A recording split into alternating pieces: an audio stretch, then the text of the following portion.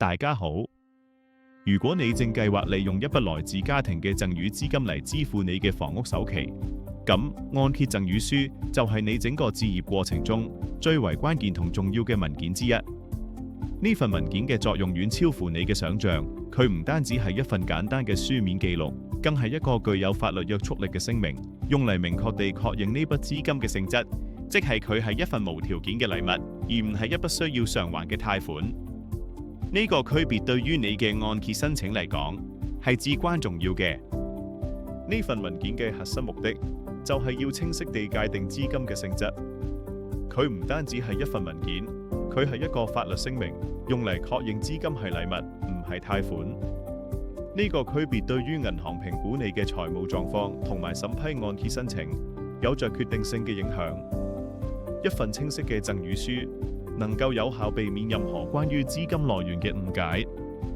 你可能會好奇，點解銀行會對呢筆資金嘅性質咁緊張？原因好簡單，但又非常關鍵。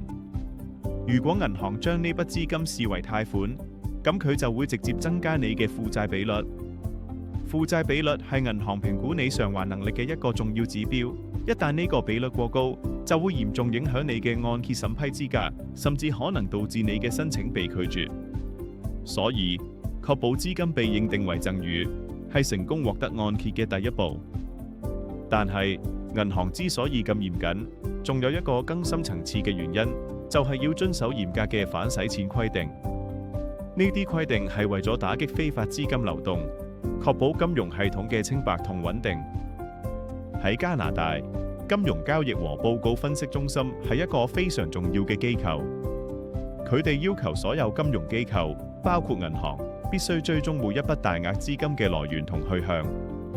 呢個目的係為咗確保所有資金都係清白合法嘅，唔涉及任何非法活動，例如洗錢或者恐怖主義融資。所以，銀行需要你提供贈與書，就係為咗滿足呢啲監管要求。正因為有呢啲嚴格嘅反洗錢規定，所以每一蚊資金嘅流動都必須要有清晰、完整嘅紙質記錄。呢個紙質記錄唔單止包括贈與書，仲可能包括銀行月結單、轉賬證明等等。所有文件都必須能夠證明資金嘅合法來源同埋流向。確保所有文件齊全，係你成功申請按揭嘅重要保障。今日我哋將會深入探討按揭贈與書嘅3個最重要嘅秘密。首先，我哋會詳細拆解贈與書中嘅關鍵措辭，呢啲措辭係確保文件有效嘅核心。其次，我哋會釐清邊個可以合法地向你贈與資金，以及銀行對贈與人身份嘅具體要求。最後，我哋會揭示備受關注嘅90日法則嘅真相，解釋佢對你資金規劃嘅影響。記住，喺處理贈與書嘅時候，一個非常重要嘅原則就係，千萬唔好嘗試自己起草或者撰寫贈與書，因為呢份文件具有法律效力，而且銀行對其格式同內容有非常具體嘅要求。通常情況下，你嘅貸款人或者按揭經紀會提供一份標準嘅範本俾你使用。呢份範本已經符合所有銀行同監管機構嘅要求，能夠確保你嘅贈與書係有效同被接受嘅。當你收到貸款人或按揭經紀提供嘅贈與書範本後，你只需確保以下幾個關鍵欄位被完全準確地填寫。首先，贈與人同借款人嘅法定全名、完整地址以及聯絡方式都必須清晰無誤地列明。任何細微嘅錯誤都可能導致文件無效，所以務必仔細核對。其次，贈與人同借款人之間嘅關係必須清晰地列明。例如，如果係母親贈與子女，就應該明確寫上母親同借款人。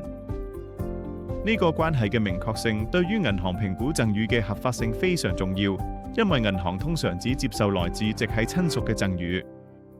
第三，贈與嘅準確金額必須同實際轉賬單上嘅金額完全吻合。呢個係反洗錢規定嘅重要一環，銀行會仔細核對兩者是否一致。任何不符都可能引起銀行嘅質疑，導致審批延誤甚至拒絕。第四，贈與書上必須清楚地列明你將要購買嘅物業地址。呢個欄位嘅作用係將呢筆贈與資金同你嘅置業目的明確地連結起來。證明呢筆錢係專門用於支付該物業嘅首期。第五，轉賬日期亦係一個不可或缺嘅欄位。你必須填寫資金已經轉賬或者預計將會轉賬嘅具體日期。呢個日期對於銀行評估資金嘅熟化程度，即係所謂嘅90日法則，有着重要嘅參考價值。而喺所有欄位之中，最關鍵嘅就係法律聲明。呢個聲明係贈與書嘅核心，佢直接決定咗呢筆資金係贈與定係貸款。贈與書必須包含以下明確嘅法律措辭，而且一字不漏。本人證明此筆款項為贈與，並無要求或義務要求借款人於現在或將來償還。呢句措辭清晰地表明，贈與人放棄咗對呢筆資金嘅任何追索權，確保咗資金嘅贈與性質。如果贈與書中缺乏咗呢句關鍵嘅法律措辭，或者措辭唔夠明確，銀行就會將呢筆錢視為債務，而唔係贈與。一旦被視為債務，你嘅負債比率就會上升，你嘅按揭申請就會即時被拒絕，所有嘅努力都可能付諸東流。所以，務必確保呢句措辭嘅存在同準確性。好，我哋嚟到第二個秘密，誰有資格贈與？呢個問題對於好多家庭嚟講都係一個常見嘅疑問，因為唔係所有親屬嘅贈與都會被銀行接受。對於大多數加拿大銀行嚟講，尤其係涉及按揭保險嘅貸款，即係你嘅首期少於20%嘅情況，贈與資金必須來自直系親屬。呢個係一個非常嚴格嘅規定，目的係為咗降低風險同埋確保資金來源嘅可靠性。直系親屬嘅定義通常包括你嘅父母、祖父母、兄弟姊妹，以及喺適用情況下你嘅成年子女。呢啲關係被銀行視為最直接同最可信賴嘅資金來源。如果你嘅贈與人屬於呢啲類別，咁你嘅贈與書被接受嘅機會就會大大增加。然而，如果你嘅贈與人唔屬於直系親屬，例如你嘅叔伯、姨媽、表親，甚至係非常親密嘅朋友，咁佢哋嘅贈與通常都唔會被銀行接受。呢個係一個常見嘅陷阱，好多人會因為唔了解呢個規定而導致按揭申請受阻。值得特別提醒嘅係，就算係非保險貸款，即係你嘅首期達到20%或以上嘅情況，銀行對於來自非直系親屬嘅贈與都會進行非常嚴格嘅審核。喺呢種情況下，銀行通常會要求你提供經過公證嘅關係證明，以確認贈與人同借款人之間嘅關係。即使提供咗所有證明，成功率都無保證，因為銀行仍然會對資金來源保持高度警惕。此外，贈與資金必須來自贈與人自己嘅合法資源。呢個係一個非常重要嘅原則。銀行會追溯資金嘅最終來源，以確保其清白性。贈與人絕對唔可以向銀行借貸款項，例如利用信貸額度或者個人貸款，然後再將呢筆錢轉贈俾你。銀行會非常仔細地追溯資金嘅源頭。如果發現資金嘅最終來源係贈與人嘅債務，咁呢筆贈與就會被視為無效。如果資金嘅源頭係債務，無論係贈與人嘅個人貸款定係其他形式嘅借貸，呢筆資金都唔符合銀行對贈與資金嘅要求。銀行會認為呢種做法係規避按揭審批條件，因此會拒絕接受呢筆資金作為首期。好，我哋嚟到最容易引起混淆嘅部分，資金時機同90日法則。呢個法則對於你嘅資金規劃同按揭申請有着非常實際嘅影響。理解佢可以幫助你更有效地安排資金。首先，我哋會探討借款人嘅90日法則。呢個法則主要關乎資金喺你銀行戶口中嘅熟化時間。呢個90日法則係特別適用於借款人，即係資金嘅收受人，佢嘅銀行戶口。銀行會審查資金喺你戶口中停留嘅時間長短。如果贈與嘅資金已經喺你嘅銀行戶口入面，並且停留咗超過90日，咁呢筆資金就會被銀行視為熟化咗嘅儲蓄。呢個意思係，銀行認為呢筆資金已經穩定地成為你嘅資產，唔再需要額外嘅證明去解釋佢嘅來源。喺呢種情況下，由於資金已經熟化，你通常完全唔需要提供贈與書。對於精明嘅買家嚟講，呢個係最理想嘅規劃方式。因為佢可以大大簡化按揭申請嘅文件要求，節省你嘅時間同精力。所以，盡早將資金存入戶口係一個非常明智嘅選擇。其次，我哋會講到紙質記錄要求，呢個係為咗符合反洗錢追蹤嘅規定。即使資金未贖化，只要有完整記錄，銀行都可以接受。如果贈與資金喺你戶口停留嘅時間唔夠90日，咁除咗提供已簽署嘅贈與書之外，你仲必須提供一系列清晰、完整嘅紙質記錄。呢啲記錄嘅目的係為咗確保資金嘅來源同流向符合所有反洗錢規定，證明資金嘅清白性。你需要提供嘅第一份文件，就係一份已簽署嘅贈與書。呢份贈與書必須包含我哋之前提到嘅所有關鍵欄位同法律措辭，並且由贈與人親筆簽署。第二，你需要提供轉出證明。呢份證明通常係贈與人嘅銀行月結單或者電匯單，上面必須清晰地顯示資金離開贈與人戶口嘅日期同金額。呢個係追溯資金來源嘅重要一環。第三，你需要提供存入證明。呢份證明通常係借款人，即係你本人嘅銀行月結單，上面必須清晰地顯示資金存入你戶口嘅日期同金額。呢個證明咗資金已經成功轉移到你嘅名下。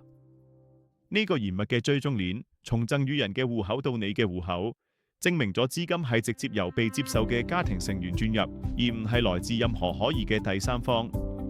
呢個完整嘅紙質記錄對於銀行嚟講非常重要，佢哋可以透過呢個鏈條清晰地了解資金嘅整個流動過程，從而滿足反洗錢嘅監管要求。最後，我哋會討論最終存款要求。呢個係關於贈與資金何時必須完全到位並結算嘅重要規定。所有贈與資金必須喺銀行發出最終按揭承諾書之前，完全存入你嘅戶口並結算。通常情況下，呢個最終承諾書會喺物業成交日之前嘅幾星期發出，所以你必須確保資金喺呢個時間點之前已經穩定地喺你嘅銀行戶口中，並且可以隨時動用。銀行嘅承保人喺批核你嘅按揭申請之前，需要確認所有資金都係清晰、定咗位，並且確認為無債務嘅資產。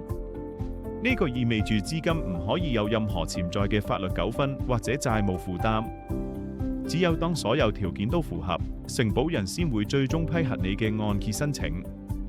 總括嚟講，一份妥善準備嘅贈與書係你借助家庭幫助成功實現置業夢想嘅重要門票。佢確保咗資金嘅合法性同埋你按揭申請嘅順利進行。為咗避免喺關鍵時刻出現任何失誤，請記住以下3個重要嘅行動步驟。行動步驟1：盡早將贈與資金轉帳到你嘅銀行戶口，爭取達成90日嘅資金贖化。呢個可以大大簡化你嘅文件要求。